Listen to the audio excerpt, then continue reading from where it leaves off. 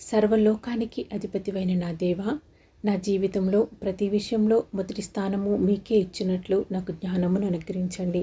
నా ఆలోచనలలోనూ, మాటల్లోనూ, నిర్ణయాలలోనూ, కార్యములలోనూ మీ చిత్తమే నెరవేరినట్లు నన్ను నడిపించండి. దేవా, ఈ లోక విషయములు, వ్యాపకములు, చింత, ఆందోళనలు మీకంటే ఎక్కువ ప్రాముఖ్యత పొందకుండా నా హృదయమును కాపాడండి. నా సమయంలోనూ, నా కుటుంబంలోనూ, నా సేవలోనూ, నా పనులలోనూ మీకు తగిన స్థానం ఇవ్వటానికి నాకు సహాయం చేయండి. మీ సన్నిధిని నిర్లక్ష్యం చేయకుండా మీ వాక్యమును ధ్యానిస్తూ ప్రార్థనలో నిలకడగా ఉండునట్లు నన్ను బలపరచండి. తండ్రి, నా సొంత ఇష్టములను కాక మీ చిత్తమును వెతుకున్నట్లు నన్ను మార్చండి. మీకు ఇష్టమైన వాటిని ప్రేమించుటకు, మీకు ఇష్టం లేని వాటిని విడిచిపెట్టుటకు నాకు కృప దయచేయండి. నా జీవితం అంతయు మీ మహిమ కొరకు ఉపయోగపడినట్లు నన్ను సిద్ధపరచండి. దేవా, నా హృదయ సింహాసనంపై మీరు మాత్రమే రాజుగా ఉండినట్లు చేయండి.